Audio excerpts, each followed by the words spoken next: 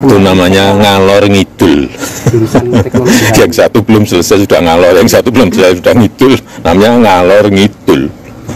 Tapi kita hormati proses hukum yang ada. Siap. Ya, sudah.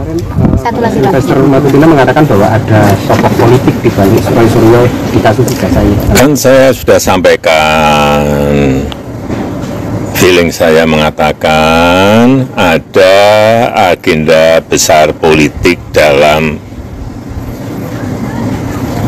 tuduhan ijazah palsu maupun pemakzulan. Artinya memang ada orang besar, ada yang make up, ya itu aja. Pak Jokowi udah menduga nggak Pak siapa hal itu? Mengarah ke Ya, semua udah tahu lah. Ya, terima kasih. Pak.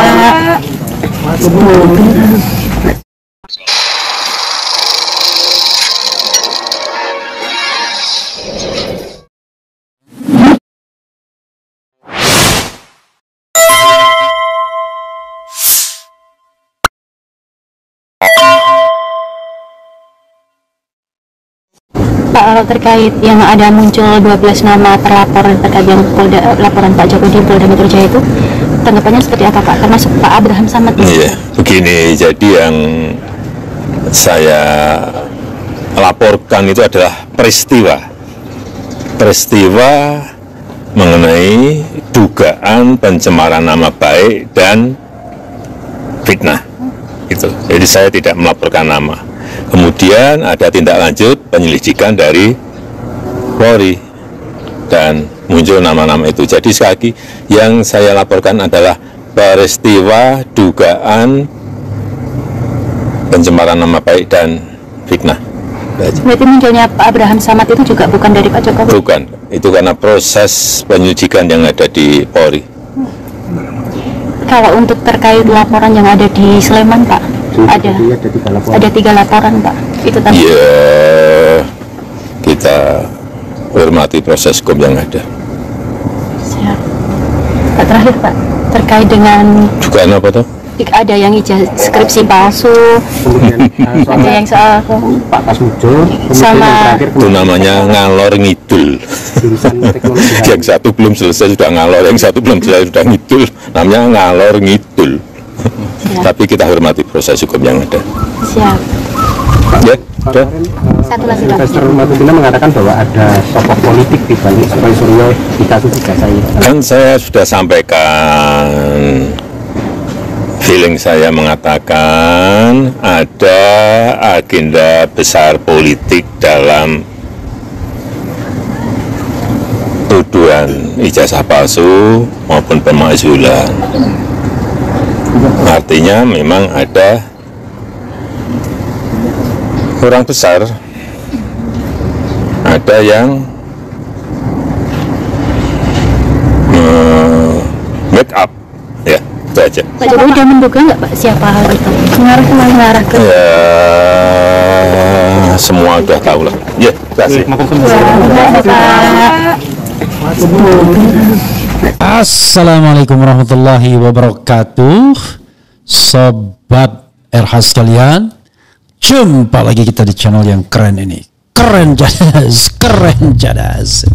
Ya, saudara sekalian, kita masalahkan lagi soal ijazah yang disita. Ini menarik ya. Kita tahu bahwa kemarin itu ada penyitaan ijazah. Dan ini menjadi teka-teki ya.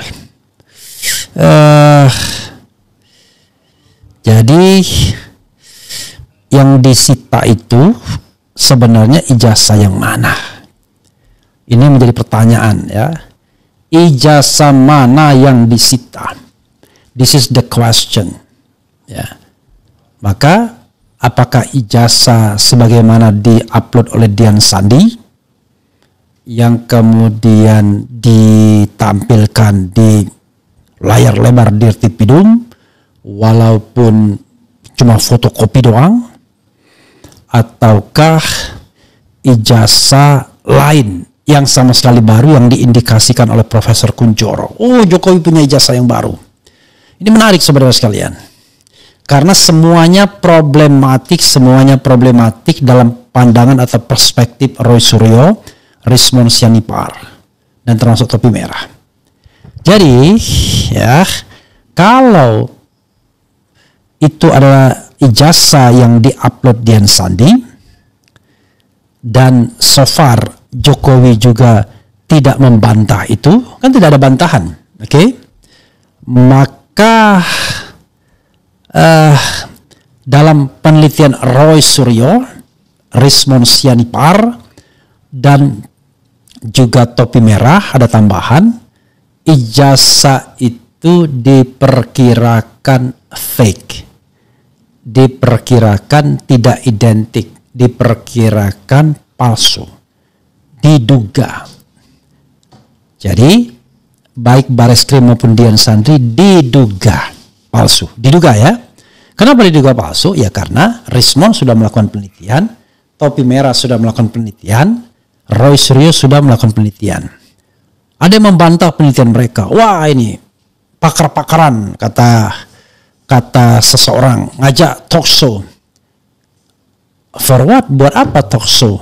Kan yang paling penting adalah dibantah saja apa yang dilakukan oleh Rismond, apa yang dilakukan oleh Roy Suryo. Nah, sepanjang tidak bisa dibantah atau tidak ada bantahan, ya maka itulah penelitian yang kita anggap benar, termasuk yang ditambahkan Dr. Tifa misalnya. Jadi nggak bisa kemudian hanya ada pernyataan kalau dia analog ya harus analog juga dong. Lah analognya tidak disediakan, coba disediakan analognya. Bisa dibandingkan dengan ijazah yang diperoleh Roy Suryo dari teman-teman atau kawan-kawan angkatan 85 di Fakultas Kehutanan. Kan menarik kan jadinya. Maka kita tunggu. Apa yang disita oleh Polda Metro Jaya itu? Sokol disita. Berani nggak Polda Metro Jaya memperlihatkannya dalam press conference kemudian? Let's say, misal ya, tiba-tiba ditetapkan tersangka 12 orang itu atau sebagian dari 12 orang itu jadi tersangka. Kan harus ditunjukkan ijazah aslinya itu. Agar bisa dilihat, ini yang asli. Oh ternyata yang Dian Sandi. Karena bayangan saya, terlalu berani kalau tiba-tiba muncul versi ijazah yang lain. Oh bisa gempar dunia persilatan. Karena Dirtipidum akan dianggap menyebarkan berita bohong, tindak pidana. Melakukan pemalsuan, bisa kena pasal 35 Undang-Undang ITE dia. Yaitu membuat seolah-olah itu adalah akta yang otentik. Demikian juga Dian Sandi yang mengatakan ini asli katanya. Nah sementara orang atau pendukung Jokowi jadi ambivalen untuk menyerang Roy Suryo, mengatakan enggak, Roy Suryo itu bohong karena itu ijazahnya bukan asli yang dia teliti, tapi cuma fotokopian. Lah, Polda Metro Jaya berbekal fotokopi bisa untuk meningkatkan proses penyelidikan ke penyidikan. Bareskrim berbekal fotokopi bisa untuk press conference sebagai bentuk keterbukaan informasi publik atau transparansi atau good governance, clean government. Gimana ini? Ini kan semua ini kan karena Jokowi tidak mau menghadirkan ijazah analognya. Tapi anehnya, kendati ijazah itu sudah mampir di Bareskrim, kenapa Bareskrim tidak menampilkan yang analog dalam tanda kutip itu dalam bentuk warna dengan resolusi tinggi misalnya untuk ditampilkan di layar. Malah tampilannya sudut trapesium yang tidak mungkin untuk diteliti secara baik. Jadi sobat era sekalian, dari sana kemudian muncul dua klaim yang sama-sama tampak meyakinkan, tapi pasti salah satunya tidak benar atau salah satunya akan salah. Yaitu klaim dari ijazah dari pengacara Jokowi. Hey, jangan lari lagi. Jokowi akan mau menunjukkan ijazahnya. Ijazahnya sudah diserahkan di Polda Metro Jaya. Lalu kubu Roy Suryo bilang, hey kita tunggu. Ya, kita tunggu. Kalau nanti 12 nama itu dipanggil sebagai saksi, mereka hanya mau bersaksi kalau ijazah aslinya itu ditunjukkan. Kalau tidak ditunjukkan, maka ya mungkin ada sikap-sikap yang lain. Nah pertanyaannya adalah, Pak Polisi, ya, Polda Metro Jaya yang sudah menyita dokumen sokol aslinya, berani nggak Anda menunjukkannya ke publik? Kan itu. Biar kita selesai polemik ini. Berani nggak? Apakah Anda diperintahkan oleh misalnya pemilik ijazah tersebut, boleh ini Anda sita tetapi Anda tidak boleh tampilkan di publik? Kalau begitu Anda benar-benar disetir. Kan harusnya Anda press conference. Nih ijazah yang selama ini diributkan, nyoh. Anda tidak akan melanggar apapun. Karena Undang-Undang Keterbukaan Informasi Publik mengecualikan ya sertifikat atau dokumen dari satuan pendidikan yang digunakan untuk jabatan-jabatan publik. Bacalah pasal 18 ayat 2 Undang-Undang Keterbukaan Informasi Publik. Undang-Undang nomor 14 tahun 2008 ya tentang keterbukaan informasi publik. Jadi pasal 18 ayat 2 undang-undang itu mengecualikan pengecualian yang diberikan di pasal 17 atau pasal sebelumnya. Jadi tidak ada alasan untuk kemudian menyimpan itu sebagai barang yang seolah-olah harus di-keep dan tidak boleh diperlihatkan ke publik. Padahal ijazah itu tidak mengandung informasi pribadi yang perlu dikhawatirkan. Kan informasinya umum saja. Ada nama, kalau tidak salah ada nama orang tua kita, ada tempat tanggal lahir kita, semua orang udah paham. Kecuali Jokowi berbohong mengenai nama orang tua, itu nggak ngerti kita. Jadi kalau kita baca pasal 17 ya Undang-Undang Keterbukaan Informasi Publik, pasal 18 ayat 2 atau pasal 17 huruf H dulu yang relevan, ya. Informasi publik yang apabila dibuka dan diberikan kepada pemohon informasi publik dapat merugikan kepentingan hubungan luar negeri. Oke. Tuh ya. Jadi yang dikecualikan adalah H. Ini itu tadi salah ya. Itu baru huruf IF tadi ya. Ini huruf H-nya. Informasi publik yang apabila dibuka dan diberikan kepada pemohon informasi publik dapat mengungkap rahasia pribadi, yaitu 1, 2, 3, 4, 5 dan 5-nya adalah catatan yang menyangkut pribadi seseorang yang berkaitan dengan kegiatan satuan pendidikan formal dan satuan pendidikan non formal. Itu rahasianya pengecualian, nggak boleh. Tapi pasal 18 ayat 2 ya tidak termasuk informasi yang dikecualikan sebagaimana dimaksud pada pasal 17 huruf G dan huruf H tadi ya. Antara lain apabila, ini antara lain, pihak yang rahasianya diungkap memberikan persetujuan tertulis dan atau pengungkapan berkaitan dengan posisi seseorang dalam jabatan-jabatan publik. Jadi tidak lagi merupakan pengecualian. Ya, ijazah yang dipersoalkan adalah ijazah yang digunakan dalam jabatan publik. Kalau ijazah itu dibuat tapi cuma disimpan di rumah nggak ada masalah. Maka sekali lagi ya, ini ngeri-ngeri sedap. Yuk kita bikin polling. Apa pollingnya? Oke, pollingnya begini. Menurut Anda ijazah manakah yang disita Polda Metro ya dari Jokowi? Oke. A, ijazah yang diupload Dian Sandi, ijazah seperti yang diupload ya, seperti ya, it seems seperti yang diupload Dian Sandi dan konferensi pers. Saya menyamakan Dian Sandi dan Bareskrim itu karena dua-duanya tidak ditolak oleh Jokowi. Dan Dian Sandi dan Bareskrim saja ya, bukan diupload sih. Kalau Bareskrim itu ditampilkan ya, ijazah seperti yang diupload Dian Sandi dan ditampilkan Bareskrim, ditampilkan Dirtipidum, ditampilkan polisi ya, saya bilang polisi saja. B, ijazah yang sama sekali baru. Kemudian ijazah yang sama sekali baru. Coba kita lihat ya. Memang ini menjadi pertanyaan, mana ya? Apakah ijazah seperti yang diupload Dian Sandi dan ditampilkan polisi, atau B, ijazah yang sama sekali baru yang membuat kita shock, terkejut, kaget. Wah, ternyata kita selama ini ditipu oleh Jokowi. Dia punya ijazah baru. Tapi problematiknya adalah ya posisinya bukan Roy Suryo yang di ujung tanduk, tapi tetap Jokowi yang di ujung tanduk. Jadi dokumen disita, ijazah disita, Jokowi di ujung tanduk. Bukan Roy Suryo yang di ujung tanduk. Kenapa begitu? Sederhana, semua pada problematik kalau dua pilihan ini yang kita bisa bayangkan. Kalau seandainya ijazah itu seperti yang diupload Dian Sandi dan ditampilkan polisi atau Dirtipidum atau Bareskrim pada tanggal 22 Mei, maka ijazah itulah yang sudah diteliti oleh Roy Suryo, topi merah, kemudian Rismon Sianipar, termasuk Ti Fauzia Tiasuma, dan hasilnya adalah ijazah itu paling tidak ada pernyataan tidak identik dengan ijazah yang seangkatan lainnya, atau bahkan fake atau palsu atau non-original. Maka selesai permainan. Oke. Tapi kalau ada ijazah yang disita itu oleh sama sekali baru, let's say ada teman bilang begini, ini mohon maaf ya, walaupun sebenarnya tidak relevan, ini seorang doktor, tapi bilang begini, yang make sense, walaupun saya tidak mempercayainya, kalau sampai begini ya,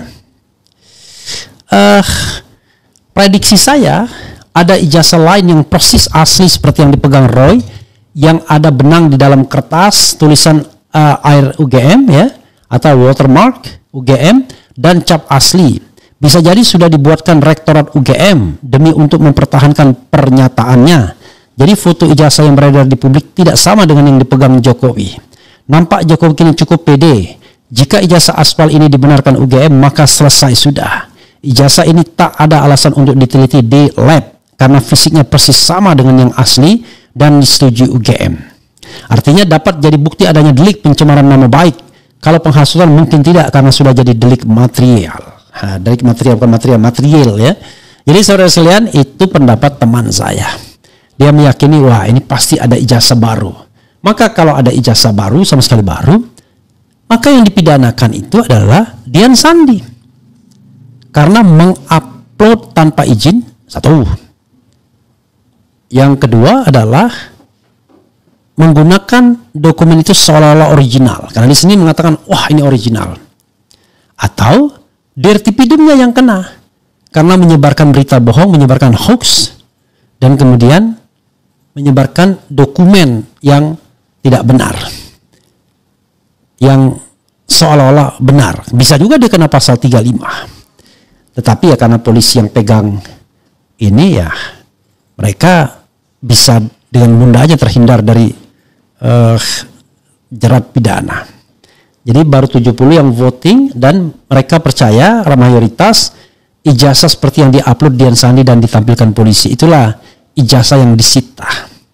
Karena lucu, kalau seandainya disita ijazah lain, lalu Bareskrim ngapain melakukan sebuah proses dan kemudian mengatakan pada kesimpulan bahwa ijazah Jokowi identik dengan ijazah yang dibandingkan dan asli kesimpulannya. Menarik ini ya. Jadi saya harap-harap cemas. Apakah Jokowi akan game over?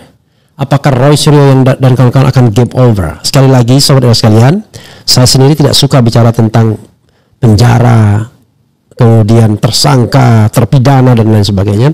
Saya lebih suka konsentrasi pada apakah ijazah itu palsu atau tidak sesuai dengan hak masyarakat untuk memperoleh informasi sebagaimana dijamin pasal 28F Undang-Undang Dasar 1945. Jadi setiap orang berhak untuk mendapatkan informasi, setiap orang berhak untuk mendapatkan, mengolah, menyimpan dan menyebarkan informasi.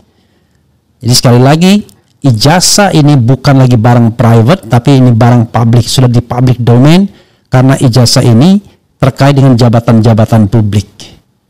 Walaupun Jokowi tidak lagi menjabat publik, tapi siapa bilang masih menjadi penasihat dan tentara kan?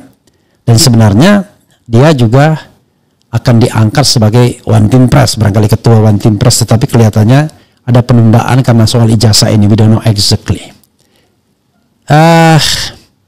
Menarik ya.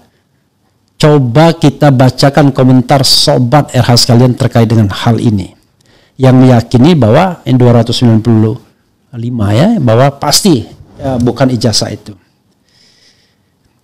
Kalau berbeda, apakah Dirk Dippidum dan Dian Sandi bisa dipidanakan? Bisa. Karena mereka kemudian menyebarkan berita bohong, menyebarkan ijazah yang seolah-olah original padahal bukan. Oke, coba kita lihat lagi komentar Sobat RH sekalian terkait dengan hal ini. Menarik ya, luar biasa ya. Ada polemik seperti ini. Jadi kalau saya lihat misalnya, wah, kubu Jokowi sudah senang, Jokowi sudah tunjukkan ijazahnya. Tapi kubu sini juga senang, wah sama-sama nih. Sebentar lagi kita lihat ijazah, dan ternyata antusiasme publik juga begitu. Jadi berdasarkan polling kemarin, apakah Anda ingin melihat ijazah asli Jokowi? 54.000 yang voting mengatakan ingin itu 91%, sisanya tidak ingin, tidak peduli, dan titik-titik 1%. Tidak ingin 3%, tidak peduli 5%, dan titik-titik 1%. Yang ingin 91%. Jadi luar biasa ya animonya sesungguhnya. Sehingga tidak bisa dikatakan ini adalah kehendak segelintir orang saja. Tidak bisa. Minimal ini kehendak 5 gelintir orang ya. Tapi gelintir juga, that's okay. Tetapi kita harus hargai hak masyarakat untuk mengetahui. Dan jumlahnya bukan 1-2, jutaan pastinya. The right to know ya. The right to know. Ya. Sebagai bagian daripada hak asasi manusia. Oke, coba kita bacakan komentar Sobat RH sekalian yang ada di komentar, di kolom komentar ya. Sambil baca tadi pernyataan dari Dr. Taufik yang mengatakan bahwa apa yang dilakukan Dirk Dippidum itu yang sebelumnya pada tanggal 22 Mei harus dinyatakan tidak sah right now, karena ternyata ijazahnya baru disita sekarang. Dan karena sudah disita, barulah kemudian bisa diuji laboratorium forensik. Tetapi itu pun kalau menurut Perkap nomor 10 tahun 2009, uji itu di level terakhir. Harus ada berita acara pemeriksaan, baik saksi maupun tersangka, kemudian atau laporan perkembangan, harus ada berita acara penyitaan dan lain sebagainya. Nah, unfortunately ya, berita acara penyitaan tidak ditunjukkan, ijazah yang dicita tidak juga ditunjukkan. Kok bisa ya dibawa kendali seperti itu? Harusnya independen, ini polisi bisa menunjukkan ke publik dokumen itu, karena itu bukan lagi dokumen yang sifatnya private. Karena dokumen itu sudah digunakan dalam pemilihan presiden, wakil presiden terakhir, dan di awal wali kota kemudian gubernur DKI, wali kota Surakarta. Oke, kita bacakan komentar Sobat RH sekalian terhadap hal ini. Tetap menarik, kita tunggu ya. Asli atau palsu? Asli atau palsu? Beranikah Polda Metro menunjukkan ijazah sokol asli Jokowi? Akankah Roy Suryo dan kawan-kawan gigit jari? Apakah sebaliknya Jokowi yang bakal setengah mati dengan hal ini? Please, apapun yang terjadi, be fair. Adil dalam proses, adil dalam setiap langkah untuk melakukan penyelidikan dan penyidikan terhadap keaslian ijazah ini. Ya, terbuka, transparan, akuntabel, bertanggung jawab, dan lain sebagainya. Kita bacakan komentar Sobat RH sekalian. Sedikit ya. Bung RH, tolong tanyakan pada Bung Rismon, apakah alumni 85 yang menyerahkan ijazah pada Dr. Tifa CS, apakah dia kenal dengan Jokowi? Salam dari Palembang. Mungkin waktu kuliah tidak tahu dia. Saya aja teman satu angkatan belum tentu tahu, tapi begitu dia jadi presiden, everybody knows ya. Tidak mungkin nggak tahu. Akankah Bareskrim versus Polda Metro Jaya? Nah, this is the question. Kalau pakai skenario itu masih bisa uji usia kertas dan tinta. Ya itu kalau Anda berpikir transparan. Kalau misalnya tiba-tiba hanya ditunjukkan sekilas lagi dan fotokopi yang berbeda, we don't know exactly. Nanti kita lihat ya. Saya kira kalau polisi berpihak, bingung dia mencari, memutar skenario apa yang harus dilakukan untuk tetap menersangkakan Roy Suryo, tetapi tidak tunjukkan ijazah.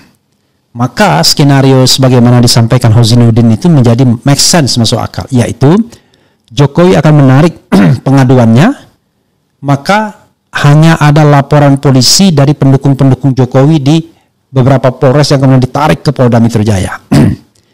Dan pasal-pasal yang digunakan bukan lagi pasal tentang penghinaan atau fitnah atau pencemaran nama baik, pasal 310 dan pasal 311 KUHP, termasuk pasal 27A Undang-Undang ITE, tetapi yang digunakan adalah pasal-pasal delik umum, bukan delik aduan. Karena delik umum, everybody can file can report the allegedly crime. Jadi saudara sekalian, inilah yang kemudian dikhawatirkan sebagai exit clause.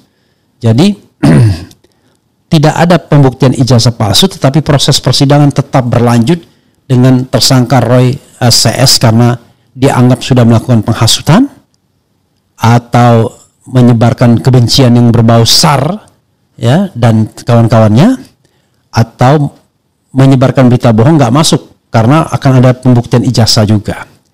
Jadi ya itu ujaran kebencian dan fitnah saja. Dari lagu RH cuma 2 ya.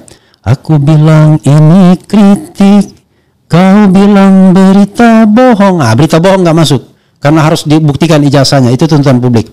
Aku bilang ini kritik, ujaran kebencian kau tuduhkan. Ini masuk ujaran kebencian.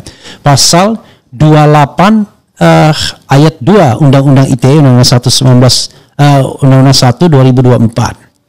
Aku bilang ini kritik, kau katakan penghinaan. Tidak masuk karena itu delik aduan. Jadi delik yang masuk hanya delik hasutan dan delik ujaran kebencian yang berbau sara.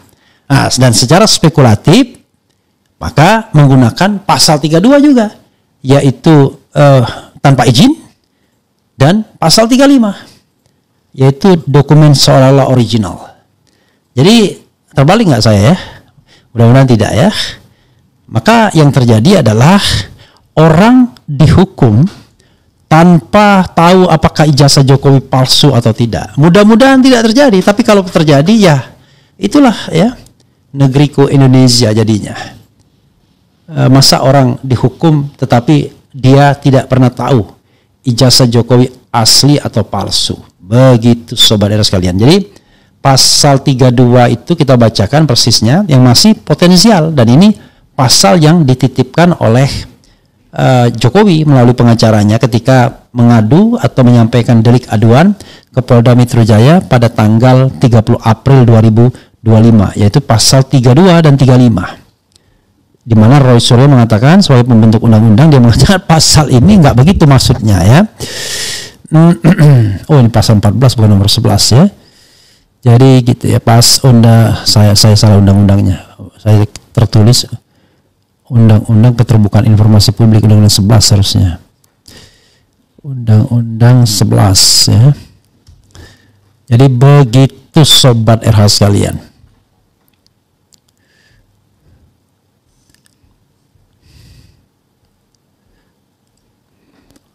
Jadi mudah-mudahan tidak ada yang dirugikan, tidak ada yang dihukum hanya karena kesesatan peradilan. Tetapi orang dihukum karena memang melakukan pelanggaran kejahatan yang sepatutnya dihukum. Begitu sobat era sekalian. Ya nanti kita akan lihat ya persisnya pasal 32 dan 34 itu terbalik atau tidak. Intinya yang bisa akhirnya jelas yang bisa dikenakan kepada Roy Suryo dan kawan-kawan setelah Jokowi menarik pengaduannya, pasal 160 KUHP, kemudian pasal 28 ayat 2 Undang-Undang ITE, pasal 32 dan pasal 35 Undang-Undang ITE. Jadi 4 pasal itu tersisa seandainya Jokowi mencabut pengaduannya. Kita tidak tahu ya apakah memang begitu skenarionya, tapi mudah-mudahan segala sesuatunya berlangsung baik. Begitu sobat RH sekalian ya. Wassalamualaikum warahmatullahi wabarakatuh. Keren, cadas.